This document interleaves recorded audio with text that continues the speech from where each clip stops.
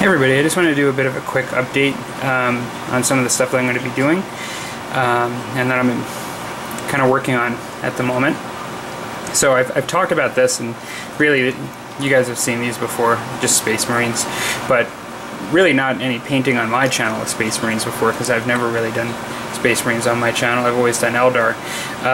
The plan here is I'm going to take 3 of the Space Marines from the Black Reach set that I purchased used, and I stripped them down, and I'm going to just sort of put an A, a B, and a C underneath them on the base, and I'm going to do 3 different styles of orange Knights of Griffon, or I pronounce it Griffin, I'm not sure how it's supposed to be pronounced, but essentially they're orange with a black Aquila and then a black backpack is what their style is.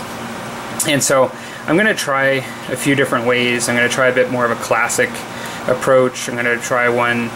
I don't have high hopes with the airbrush and the transparent orange for the little minis. I'm thinking more for the vehicle, but I'm going to try one that way. I'm going to try to do one with a bit of zenith highlighting or zenith shading, and then doing the candy over it just to see what that looks like. And then I'm going to do another one which will be a bit more classic, maybe with like a quick shade, just some different techniques on it. And so what I'll end up doing is, I just sort of told you how I'm kind of looking at doing these, but I'm interested in everybody's thoughts on when I do these 3 as to which one they like best, because I'm going to end up focusing the rest of my minis that way. And so likely what I'll do is just write down how I do each one, and then do them, and then just show them, and you'll likely be able to tell which ones I did different kind of techniques, those of you that are, you know, painters and stuff. But I'm not going to really, I'm just going to first just ask you guys which ones you like best, and then I'll sort of talk about how I did each one. And so that's going to be my next 40K project, is to just do these 3 that way. It shouldn't take me too long. But I have another little project, and of course I've got lots of Eldar to paint still, but to be honest, I'm doing quite well with the amount of Eldar I have in my army, and I still have some to paint, but I'm wanting to work on different things in the meantime. And also, I like to mix it up, to be honest. As much as I like painting green and white for Bieltan, I like to mix it up. And so I'll be doing the Crimson Hunter probably within the next month, but I don't know how, you know, whether it'll be sooner than that. And so the next thing I'm doing is this. Now you're probably thinking, whoa, Infinity, like we don't talk about that on this channel. True, and it's not like I don't have enough things to do. I'll tell you why I ended up picking this up, and I've got it assembled as well. So I ended up picking this up because a lot of the guys at my shop play different games, and although 40K and Warhammer products are probably at the core of what they play, there are a number of other games that have become popular within my gaming group. And these are guys that have played games for many years, so as much as they're diehard 40K fans, they like variety, and so they play other things. And some of them that they play are X-Wing, that's really popular lately, it seems. They play Dread Bowl.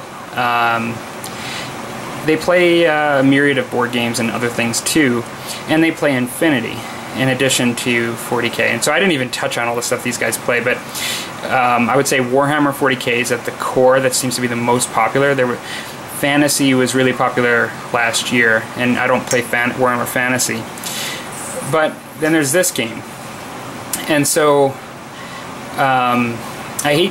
I guess I don't like always showing up with my 40K stuff, and then like if people are wanting to play other things, always feeling obliged to play 40K because, you know, there are people showing up to play.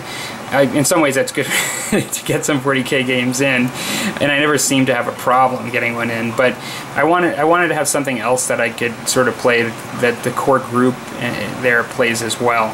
And I looked at this, and there are a number of reasons why I actually got a little excited to join this game as well as 40K. One, it's really not going to tax my investment in 40K. Like, I continue to spend money on 40K and not divert a lot to this, because this cost me 45 Canadian, and this is enough to play a 150-point game, which is a small game, but really my group only plays 150 to 300. Like, they don't play bigger games than that. And so right away, like, I'm almost set, like, in my investment. The rules are free online, so I actually don't have to spend any money on rules. I'm not at all proficient. I won't even say an expert. I'm not even proficient in Infinity at this point as far as the rules go. Like, I don't even have a solid grasp of the basics. But from what I've seen, the game mechanic is very different than 40K. It's a skirmish game, but it's much more focusing on each individual model and all the options around it and how it fits within the unit. It kind of reminds me a little bit, even though it's not a dice game. It kind of reminds me of when I played HeroClix, because it was just very much like chess. Like, every single model, you had to exhaust all of its capabilities and how they interact with each other. And so a lot of people, if you're interested in Infinity, a lot of people will talk about how there's a reaction, to your every time you have an action, so you feel like you're playing all the time. There's other things too that make it really cool, but that's kind of why I did it, because it's like low investment, the fluff looks interesting, the models look interesting. I don't really like metal models, and if I actually stab myself by actually dropping my hobby knife and struggling with one of these things, and then when going to grab it, just doing a dumb mistake and just like grabbing the knife as it's falling. But there's a bit more modeling as far as gluing and dealing with metal models in Flash. A little bit less though with mold lines, I find, because than dealing with plastic models for these. So like, I guess metal model, and because I am into it for the painting modeling aspect of the hobby primarily, the gaming is actually a really fun, great social aspect to it, but I find with the time spent in the hobby, most of my time is spent in the modeling and the painting, and so that's what I'm really in it for. And I like these models, and I'm kind of giving them a pass on the metal models, in the sense of I'm not holding them to that and not participating because of that, because I like the other aspects. I don't really like metal models, but I'm kind of turning a blind eye to that, or I'm horrible with expressions, but I'm just sort of like looking away on that just for all the other positives it brings to the table. So what I ended up doing is doing a Pan-Oceania army, and these are the military orders, the sectorial starter pack. I liked this just because there's other knights and stuff in the Pan-Oceania. They're sort of like the Catholic Church in the future. None of the guys in my group are playing this army. That wasn't the driving motivator. I actually just really liked the models and the concept of these like knights in the future, and like they've got guns and swords, and they're really principled, like religious, and just kind of cool. I thought that was kind of neat, and so I'm going with these guys. Also, they're really high tech. The Pan-Oceania, whether it be the military orders or not, they have like more technology, and they have lots of they have a number of robots and kind of mech type things you can add later on for bigger points if you want. So yeah, that's kind of what I'm working on. I think I'll just be working on my Space Marines and getting these guys up to snuff just in the next week or so. That's kind of my short-term goal, and once I finish that, I'll be looking at doing more Space Marines, getting my Eldar Crimson Hunter done, and then who knows, just seeing how this game goes and seeing where, like, I know I won't be getting a ton more miniatures than this for it, but I might get single blisters of a couple to add to it, just because this adds a bit of variety. Or I should say, this is a fairly standard troop. There's some different guns, as I understand it, because that's like sort of what they call, I think, a multi-sniper. It's sort of like a regular gun and a sniper rifle, and then there's some regular guns they have here. I think they're called combi rifles. But then, and this guy's I think he's called a Magister, but he's a special kind of unit within this military orders, and he's only got a sword.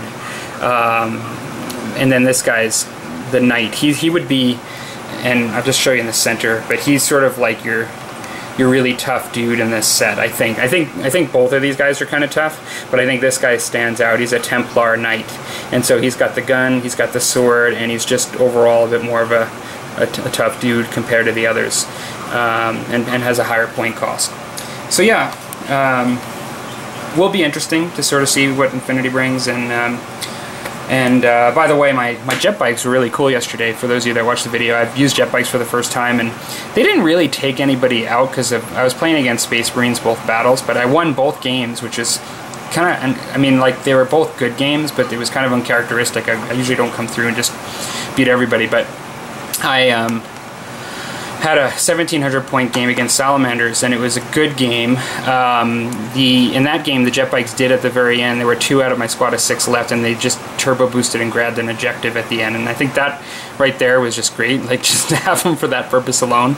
The next game, they did get wiped off the table, and that was against, I forget the name. It's a second founding chapter, but it's one of the Imperial Fist successor chapters, and that game was 1,000 points, and it was extremely close. Like, it was anybody's game, and I did pull it off in the end, but just barely. And really, in that game, my Warp Spiders and my War Walkers were probably the stars of the show. I don't know.